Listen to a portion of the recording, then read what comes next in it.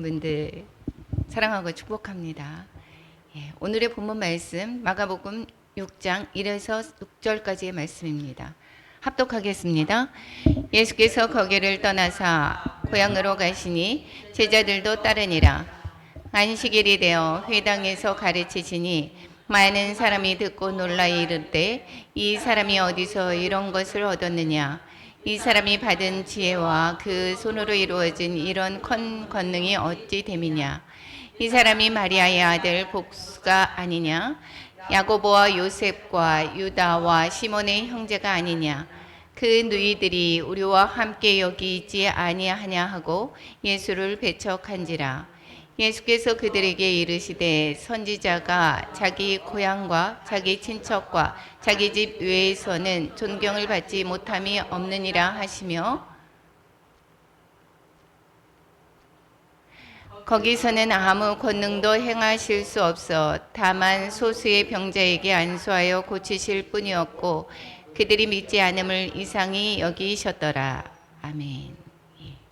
사랑과 은혜가 충만하신 하나님 아버지, 오늘도 또한 주의 전에서 이렇게 찬양하며 예배드릴 수 있는 은혜 주심에 너무도 감사합니다. 오늘의 말씀 또한 전할 때 성령님 이끌어 주셔서 말씀 온전히 전할 수 있도록 이끌어 주시고 오늘도 주님의 말씀 안에서 새롭게 더욱더 주님의 또한 그 사랑과 또한 주님의 그 놀라운 그러한 섭리하심을 다시금 깨닫는 귀한 시간 될 수 있도록 이끌어 주시옵소서. 저희들이 또한 기도를 드릴 때 주 안에서 기도할 수 있게 하여 주시고 모든 응답받는 기도가 될 수 있도록 성령님 역사하여 주시옵소서. 예수님의 이름으로 기도드립니다. 아멘. 여러분 사랑하고 축복합니다. 오늘 말씀 또 지난번에 이어서 이 마가복음에서는 계속해서 하나님의 나라의 복음을 말씀하고 있었습니다. 이 가버나움에서 계속 사역을 하고 계셨었죠. 가버나움의 그 바닷가에서 예수님께서 말씀을 전하시고 그리고 바닷가에 거기 모여 있는 사람들에게 다 이제 가르치셨습니다. 하나님 나라의 비밀을 비유로 가르치셨지요. 그리고는 다 가르치시고 나서 이제 그 거라사 지방에 가서 군대 귀신 들린 자를 고치시고 다시 오셔서 그래서 또 다시 가버나움에서 또 말씀을 전하려고 하시고 도착하셨을 때 거기에 그 야이로의 딸 죽은 자를 살리시고 또 12에 앓았던 혈루병을 고치신 일이 있었습니다. 그리고는 이제 오늘의 본문의 말씀이 이제 시작이 됩니다. 이 마가복음에서. 그리고 어디로 갔다라고 얘기합니까? 예수님의 고향으로 갔다라고 얘기를 하고 있습니다. 그러면 먼저 본문으로 들어가기 전에 우리 한번 질문을 해보겠습니다. 예수님의 고향은 어디입니까? 예수님의 고향은 나사렛이라고 그랬습니다. 예수님이 나사렛에서 태어나지는 않으셨죠. 베들레헴에서 태어나셨는데 왜 나사렛 사람이라고 일컬을까요? 그리고 나사렛에서 태어나셨는데 나사렛 사람, 나사렛 예수라고 불리십니다. 이것은 왜 그럴까요? 성경의 말씀에 구약에서 예언을 한 걸 그대로 이룬 것을 말씀하기 위해서 그렇습니다. 이 마태복음에서 계속해서 구약을 인용해서 말씀을 하고 있죠. 마태복음에서는. 그런데 이 마태복음은 누구에게 쓴 것이죠? 유대인에게 썼기 때문에 이 구약의 예언이 이루어졌다라는 것을 알리기 위해서 구약의 그 책들을 인용합니다. 이 마태복음 2장 22절과 23절 한번 같이 읽어보겠습니다. 그러나 아켈라오가 그의 아버지 헤롯을 이어 유대의 임금 대임을 듣고 거기로 가기를 무서워하더니 꿈에 지시하심을 받아 갈릴리 지방으로 떠나가 나셋이란 동네에 가서 사니 이는 선지자로 하신 말씀에 나사렛 사람이라 칭하리라 하심을 이루려 하려 함이로라. 이것은 이사야서 11장 1절 말씀을 인용해서 말씀을 하고 있습니다. 그럼 이사야서 11장 1절에 뭐라고 얘기를 하는가? 왜 나사렛 사람 예수라고 얘기를 하는가? 그 말씀을 이루게 하려고 했다라고 얘기를 하는데 왜 그렇게 되는가? 이사야서 11장 1절 한번 같이 읽어보겠습니다.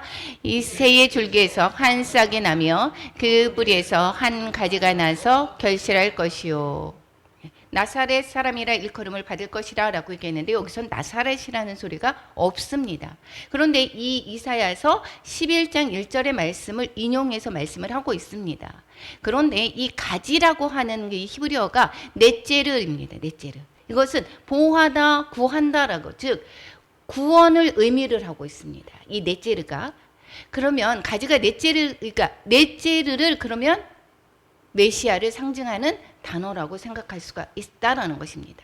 그런데 나츠랏, 이 즉 나세렛이라는 이 단어는 즉 넷제르에서 파생된 단어이기 때문에 이것이 뭐라고 하냐면 나세렛이다. 이것은 그 가지에서 나서 결실할 것이요. 요것을 가지고 나사렛이라는 것이 탄생을 했다. 그래서 나사렛 사람이라 일컬음을 받을 것이다 라고 얘기를 한다라고 얘기를 하고 있습니다.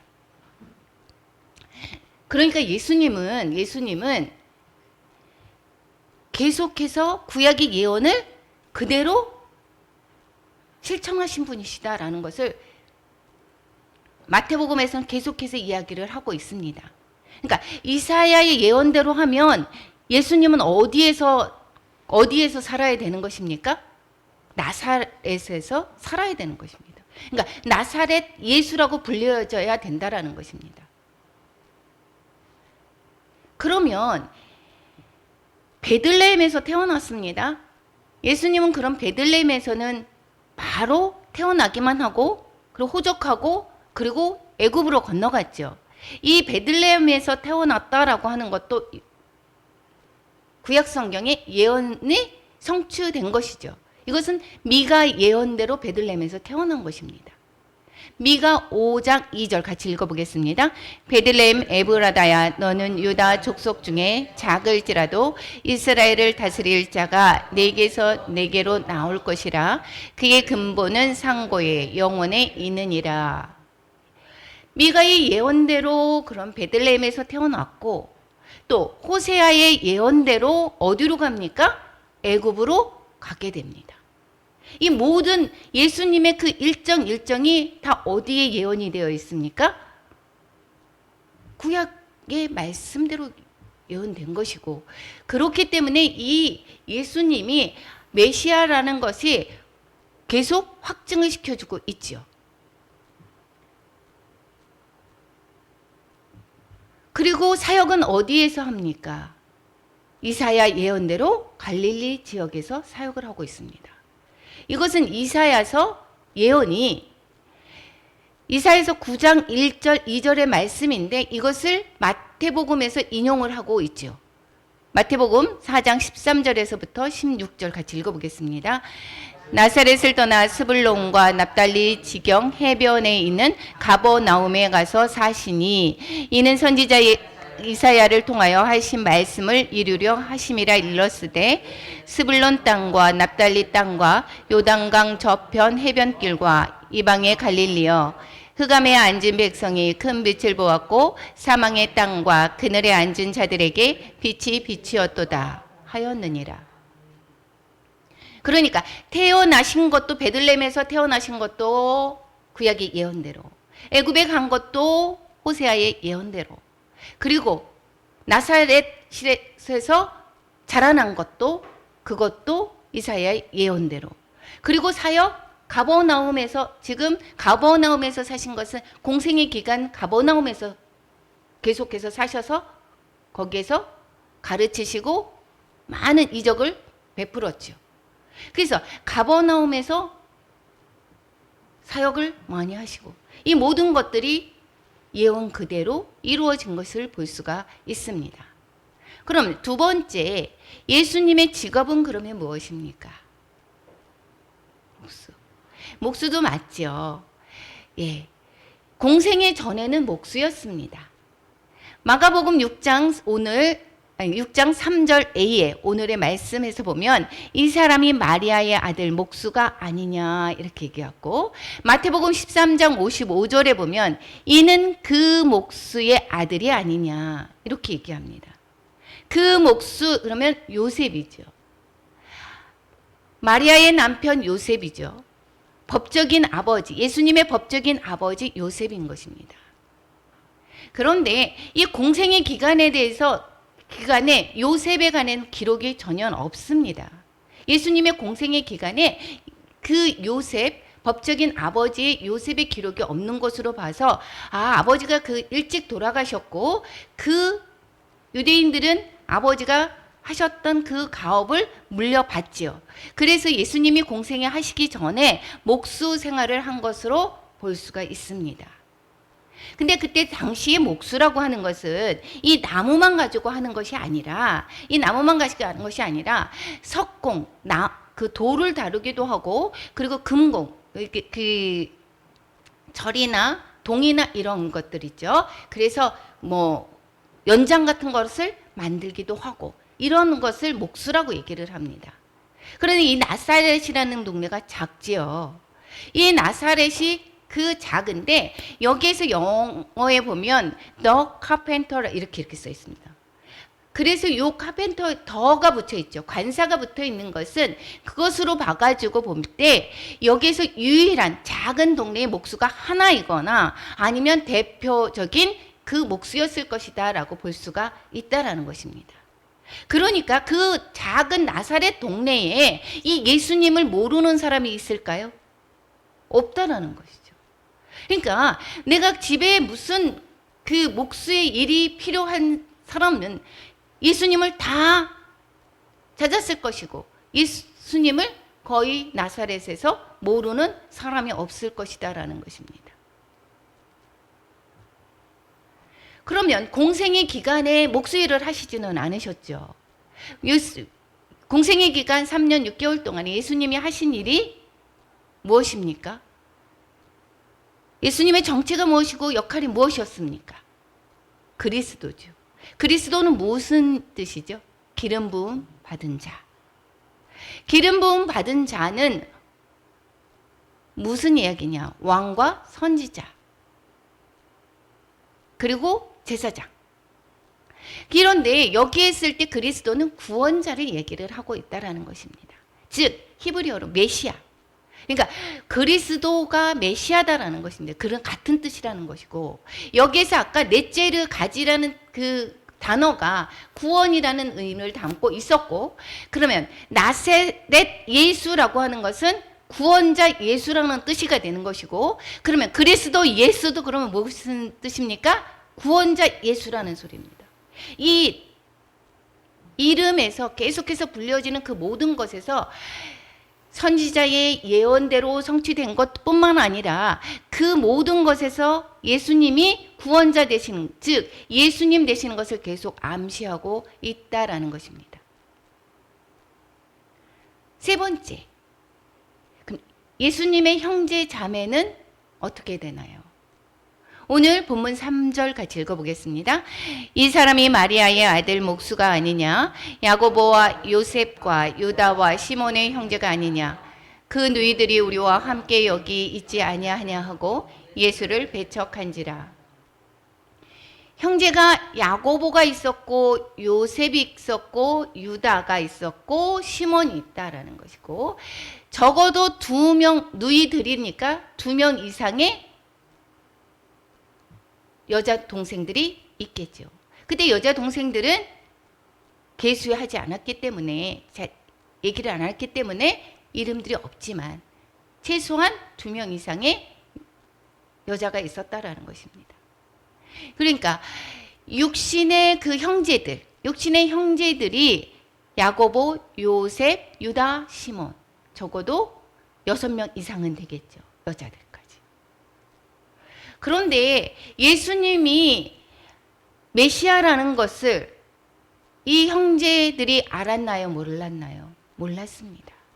그래서 그 전에 3장에서 가버나움에서 사역을 할 때 그 집에 와서, 사는 집에 와서 예수님을 찾았죠. 형제들과 어머니가 와서 미쳤다라고 얘기를 해서 찾았습니다. 많은 사람들이 미쳤다라고 하니까 데리러 왔습니다. 잡아서 집으로 가려고. 그랬는데 그때까지도 몰랐고 지금 오늘 본문 읽은 부분에서도 예수님께서 메시아라는 것을 몰랐다라는 것입니다. 그런데 후에 이 야고보와 그 요셉과 이 형제들이 제자들을 만났다라고 하는 그 기록, 고린도전서와 또 사도행전에서 보면 그것을 보면 모두 다 거의 구원을 받았구나 라는 것을 알 수가 있겠죠. 뿐만 아니라 이 야고보는 뒤에 성경의 기록자 야고보서를 기록한 그 야고보가 이 육신의 동생 야고보고 또 유다서를 기록한 사람이 이 육신의 동생 유다입니다. 그러니까 이때는 아직 몰랐지만 예수님이 승천하시고 그리고 이 형제들은 초대교회의 지도자가 되었다라는 것을 볼 수가 있습니다. 그러면 오늘 본문으로 들어가겠습니다. 오늘 본문 배경 다시 한번 이야기를 하면 1절과 2절에서 보면 어디에서 가버나움에서 떠나서 고향으로 가시니 나사렛이라는 곳으로 가셨다라는 이야기가 되는 거죠. 고향이. 거기에서 나사렛이다라고 얘기를 하면 가버나움에서 약 남서쪽으로 32km 정도가 떨어져 있다라고 합니다. 그러니까 걸어서 그때 차 타고 가는 게 아니죠. 하루 정도 걸리는 그러한 거리인 것입니다. 가버나움에서 나사렛까지 왔습니다. 거기서 배경이 무엇이냐? 이제 안식일이 되어서 회당에서 가르치고 계십니다. 이것이 오늘 본문의 배경인 거죠. 그러면 이 고향에 오셔가지고 무엇을 했느냐? 다른 데서 마찬가지로 가르치시고 예수님의 사역은 주로 무엇입니까? 가르치시고 선포하시고 그리고 병을 고치시고 여기에서도 안식일이 되어서 회당에서 가르치셨다라고 얘기를 합니다. 그런데 이 고향 사람들의 반응이 어땠습니까? 이 이방 지역과 이 가버나움에서 볼 때는 예수님을 계속 쫓아다니면서 예수님이 말씀하실 때마다 많은 사람들이 들었습니다. 그리고 예수님을 계속해서 쫓아다녔습니다. 그런데 여기에서는 반응이 다릅니다. 차갑습니다. 3절 같이 읽어보겠습니다. 아까 읽었죠. 이 사람이 마리아의 아들 목수가 아니냐? 야고보와 요셉과 유다와 시몬의 형제가 아니냐? 그 누이들이 우리와 함께 여기 있지 아니하냐 하고 예수를 배척한지라. 뭐를 했어요? 배척을 했다라는 것입니다. 왜 배척을 했어요? 지금 얘기를 하죠. 이 지금 마가복음과 이 내용은 마태복음과 누가복음 세 복음서에서 모두 다 쓰여 있습니다. 그런데 이 시간대가 좀 다릅니다.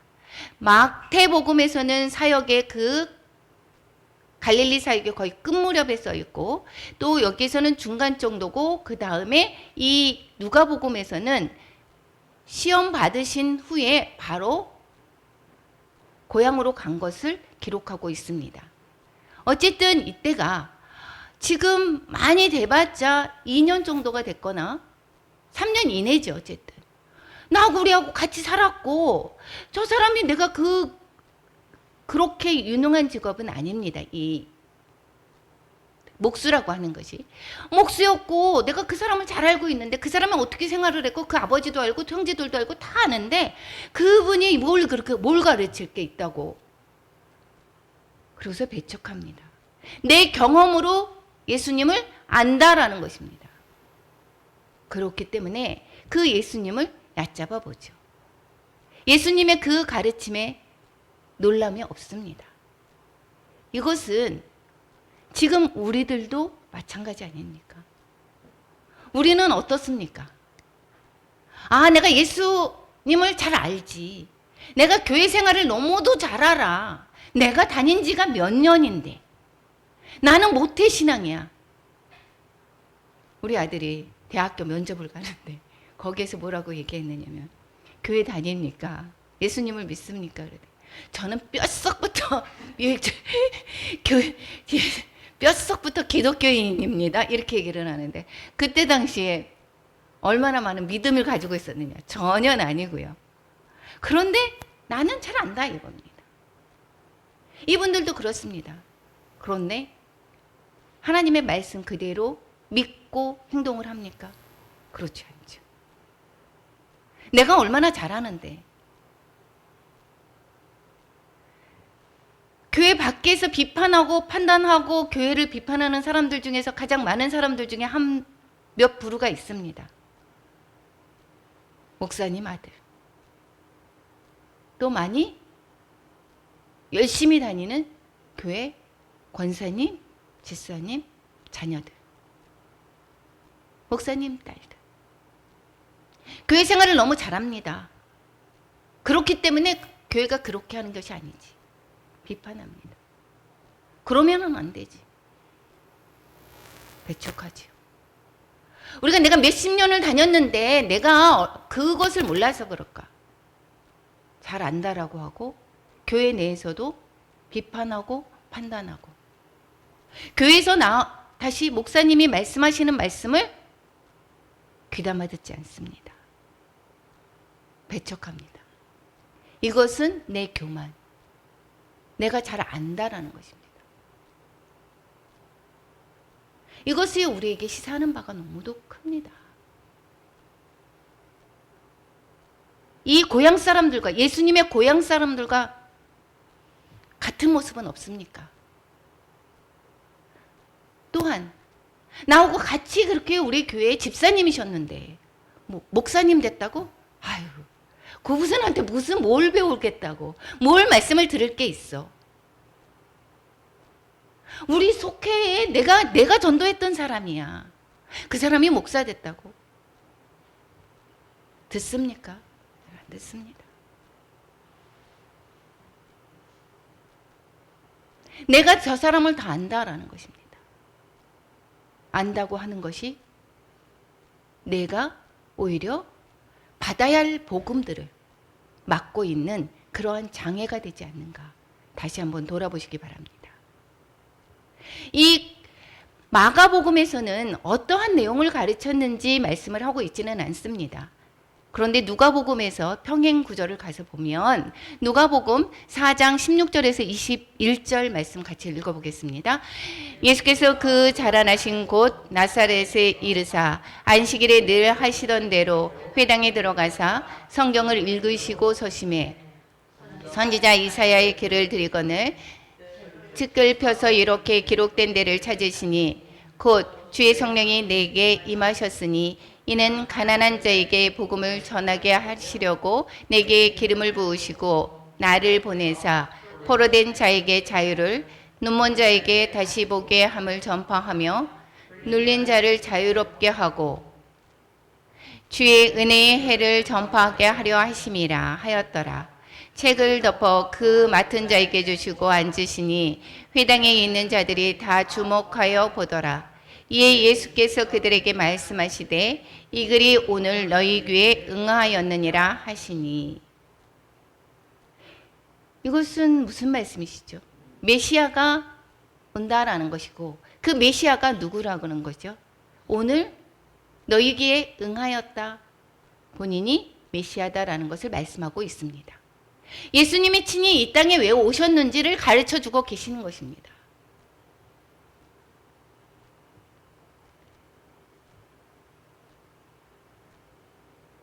그런데 그 가르쳤을 때에 고향 사람들의 관심과 시기심과 질투로 말미암아 그것을 듣습니까? 전혀 듣지 않죠. 어떻게 그 사람들의 관심은 그 권능과 지혜가 있는 것이 아니라 이 사람이 어떻게 이런 거를 알았지? 어떻게 이런 것을 얻었지? 그것에 관심이 있는 것입니다. 이런 권능을 어떻게 알게 된 거지? 즉 보잘것없는 사람, 우리와 같은 사람이었었는데, 같이 맞대고 같이 살았던 사람인데, 이 사람이 이런 권능 이렇게 나타나는 게 어디서 배운 거지? 어디서 나왔지? 시기심과 질투. 그러면서 뭐라고 얘기합니까? 이 사람이 마리아의 아들 목수가 아니야. 누가복음에서는 요셉의 아들이라고 나타나지만 여기에서는 마리아의 아들 목수라고 얘기를 합니다. 어떻게 보면 두 가지의 견해가 있습니다. 이 마리아의 아들 이렇게 얘기하는 것은 요셉이 돌아가셨다고 해도 남편의 이름을 따서 그 아들이라고 얘기를 하는데, 이 마리아의 아들 그러면 사생아를 얘기를로 이렇게 하대를 해서 이렇게 천하게 여기고 얘기를 한다라고 하는 그런 견해와, 아니면 이 동정녀 마리아에게 나셨음을 강조하기 위해서 마리아의 아들이라고 기록하지 않았나라고 하는 그런 견해가 있습니다. 어쨌든 이 마리아의 목수가 이 사람들의 그 견해는 무엇입니까? 그냥 낮잡아 본다는 거죠. 이 사람 우리하고 같이 있던 사람 아니야. 근데 이거 어디서 나왔지? 그 받은 지혜와 권능에 관심이 있는 것이 아닙니다. 그 말씀의 능력에 관심이 있는 것이 아닙니다.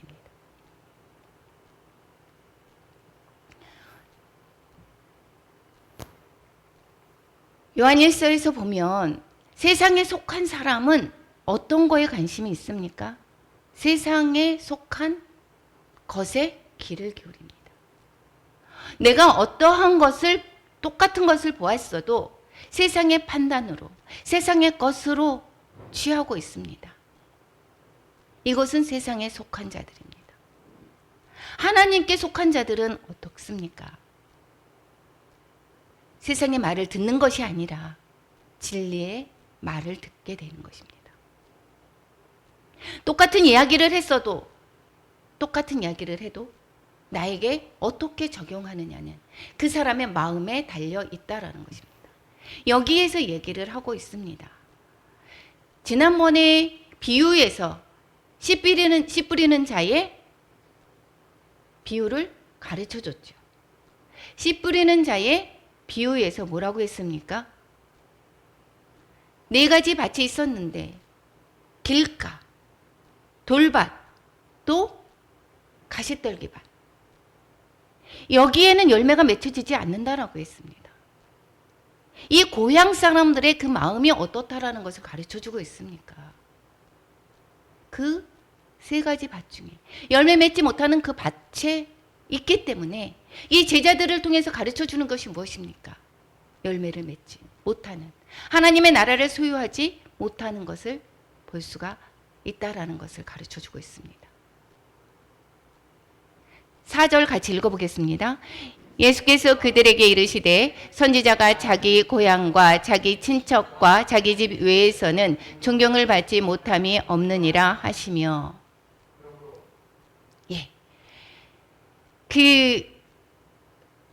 자기 집에서, 그러니까 고향 땅에서 받지 못한다라고 하는 것은 지금 볼 때 자기 집 가족 그 땅에서 받지 못하고 이방 땅에서 복음이 전해지는 것을 볼 수가 있고, 크게 확장이 되는 것을 또 볼 때는 이 유대인들이 받아들이지를 못하고 어디에서 이방의 복음이 전해지는 그러한 모습을 보여주고 있습니다. 로마서 11장 11절 같이 읽어보겠습니다. 그러므로 내가 말하노니 그들이 넘어지기까지 실족하였느냐? 그럴 수 없느니라. 그들이 넘어짐으로 구원이 이방인에게 이르러 이스라엘로 시기나게 함이니라. 그들의 넘어짐이 세상의 풍성함이 되며 그들의 실패가 이방인의 풍성함이 되거는 하물며 그들의 충만함이리요. 나사렛의 고향에서의 배척이 당하고 그 이방 땅에서 그 고향에서 외에 풍성하게 복음의 결실들을 이루어가는 것을 볼 수 있듯이, 유대인들이 넘어짐으로 말미암아 예수님의 그 복음을 받아들이지 못하고 이방 땅에 복음이 전해지는 그러한 모습들과 똑같습니다. 이것은 하나님의 나라의 비유의 말씀으로 따진다면 길가밭이나 돌밭이나 가시 떨기밭이다라는 것입니다. 5절, 6절 같이 읽어보겠습니다. 거기서는 아무 권능도 행할 수 없어 다만 소수의 병자에게 안수하여 고치실 뿐이었고 그들이 믿지 않음을 이상히 여기셨더라.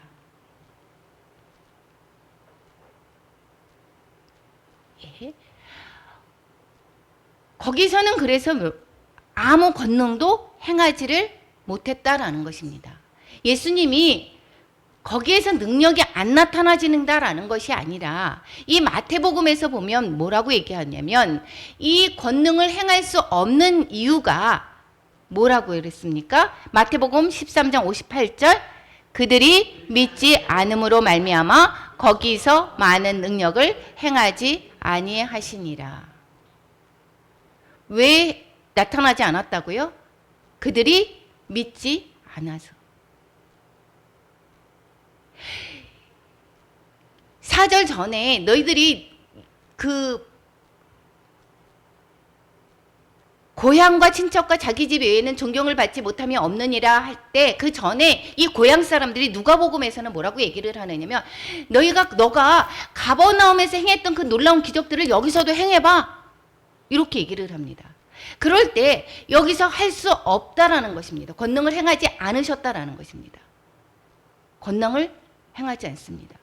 즉 나를 나타나기 위해서 예수님의 과시를 위해서 행하지 않는다라는 것입니다. 믿음을 위해서 즉 하나님을 나타나는 일에 권능을 행하시는 것이고 기적을 행하시는 것이지 과시를 하기 위해서 나를 드러내기 위해서 행하시는 것이 아니다라는 것입니다. 그런데 요즘에 우리가 바라는 것은 무엇입니까? 나를 드러내고자. 그래서 은사 받기를 원하시는 분들이 너무 많죠. 그리고 그런 사람들을 우리가 쫓아가고 그 사람들의 그 능력이 그 사람을 나타내고 하나님을 나타내기보다 본인을 나타내고자 하는 분들이 너무도 많은 것을 볼 수가 있습니다. 그것은 하나님께로부터 온 것이 아닙니다. 이 능력과 기사는 권능은 무엇을 나타내는 것입니까? 하나님의 성품을 나타내는 것입니다. 하늘의 이 자연 법칙을 깨는 일이죠. 하늘의 자원을 가지고 여기 이 땅에 내려놓는 일입니다. 그것은 하나님의 사랑을 보여주는 일입니다. 예수님께서 계속해서 이 병자들을 고친 것은 하나님의 사랑하는 마음을 그 사람에게 보여주는 것입니다. 그런데 예수님을 믿지 않는 그러한 사람들에게 예수님을 나타내고자 권능을 행하실 수가 없다라는 것입니다.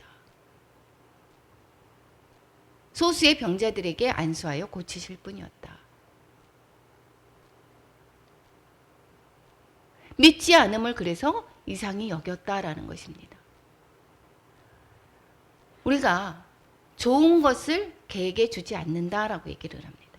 내가 하나님의 그 놀라운 능력을 믿지 않는 그 사람들에게 줄 수가 없다라는 것입니다.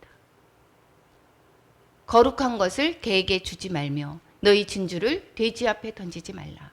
그들이 그것을 발로 밟고 돌이켜 너희를 찢어 상하게 할까 염려하라. 이것을 보면 예수님의 십자가 사건에서도 기억하지 않습니까? 네가 하나님이면 내려와봐. 그 십자가상에서 내려와봐. 충분히 하실 수 있죠.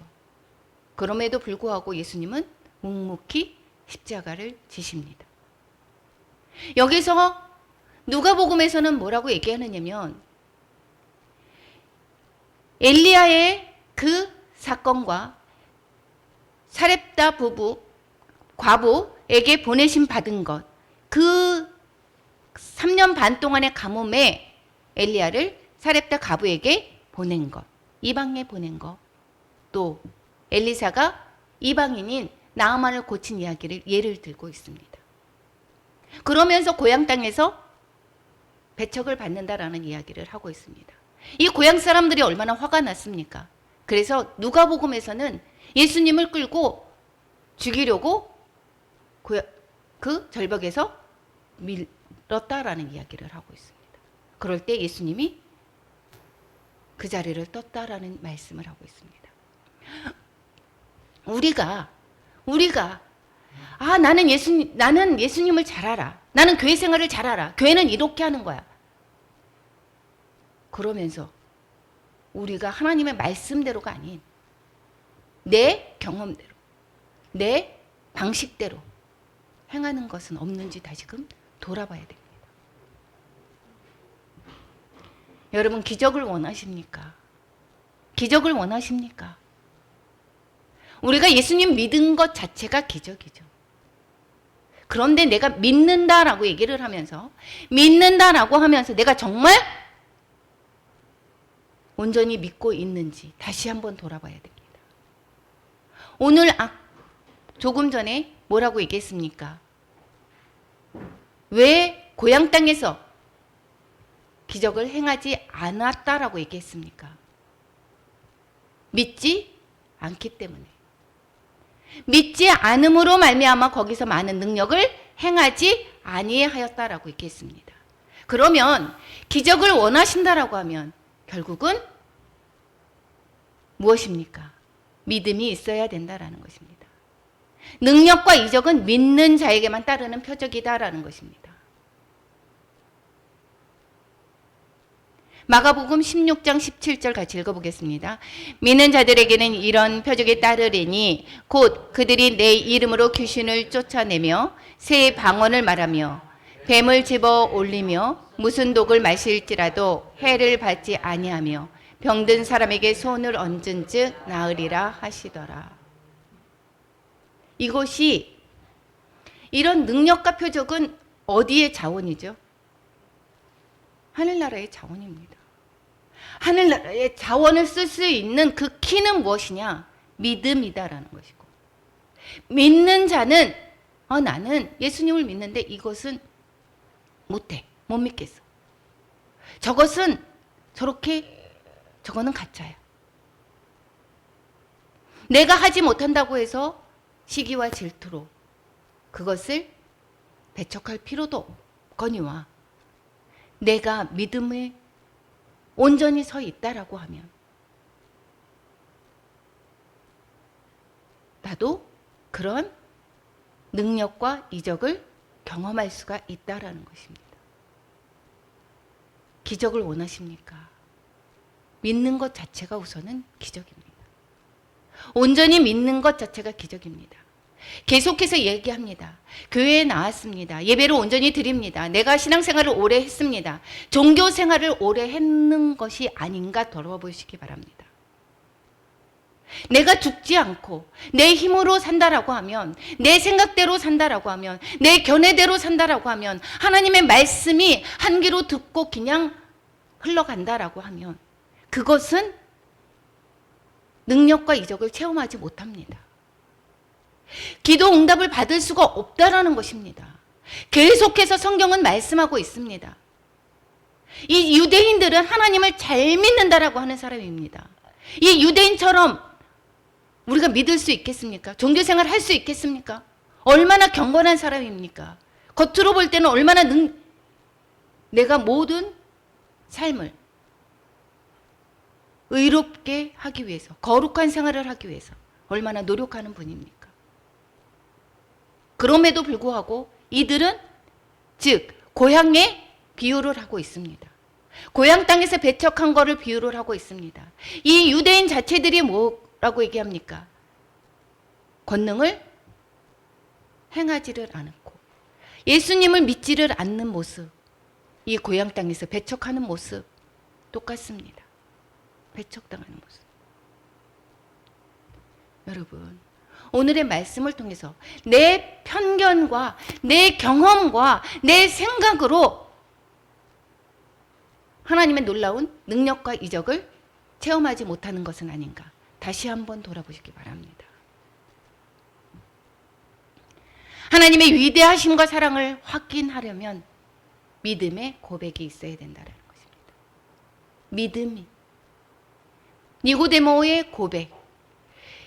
이때 모든 능력과 기사를 행했을 때 이 니고데모가 이야기합니다. 요한복음 3장 1절 같이 2절 같이 읽어보겠습니다. 그런데 바리새인 중에 니고데모라 하는 사람이 있으니 유대인의 지도자라. 그가 밤에 예수께 와서 이르되 라삐여 우리가 당신은 하나님께로부터 오신 선생인 줄 아나이다. 하나님이 함께 하시지 아니하시면 당신이 행하시는 이 표적을 아무도 할 수 없음이니이다. 하나님이 함께 하시지 않으면 이런 표적과 능력을 할 수가 없으니까. 당신은 하나님께로부터 온 사람이다. 이렇게 믿음의 고백을 하는 분이 유대인 가운데 거의 찾아볼 수가 없다라는 것입니다. 고향 땅에 예수님을 잘 안다라고 하는 그 고향 땅에 오히려 복음을 제대로 받아들이지 못했다라는 것입니다. 왜 그렇다고요? 내 경험과 내 편견과 내 지식으로 내 생각으로 그 복음을 가로막았기 때문인 것입니다. 우리는 저 사람이 어때? 과거의 일을 보는 것이 아니라 하나님의 말씀대로 내가 살면 되는 거고 그 말씀을 받아들이면 내가 믿음대로 받아들이면 되는 것입니다. 이 편견의 벽을 깨야 되는 것입니다. 오늘 말씀을 통해서 내가 나를 돌아보고 내 생각과 내 편견과 내 고집과 내 경험 이것으로 하나님의 능력과 기사를 가로막고 있는 것은 없는가 다시 한번 돌아보시고 내 믿음이 온전히 바로 서 있는가 다시 한번 돌아보는 시간이 되기를 축원합니다. 요한복음 3장 16절에서 18절 읽고 우리 찬양하고 기도하겠습니다. 함께 읽겠습니다. 하나님이 이 세상을 처럼 사랑하사 독생자를 주셨으니 이는 저를 믿는 자마다 멸망치 않고 영생을 얻게 하려 하심이니라. 하나님이 그 아들을 세상에 보내신 것은 세상을 심판하려 하심이 아니요 저로 말미암아 세상이 구원을 받게 하려 하심이라. 저를 믿는 자는 심판을 받지 아니하는 것이요 믿지 아니하는 자는 하나님의 독생자의 아들을 믿지 아니함으로 벌써 심판을 받은 것이니라. 우리 찬양하고 그리고 기도하겠습니다.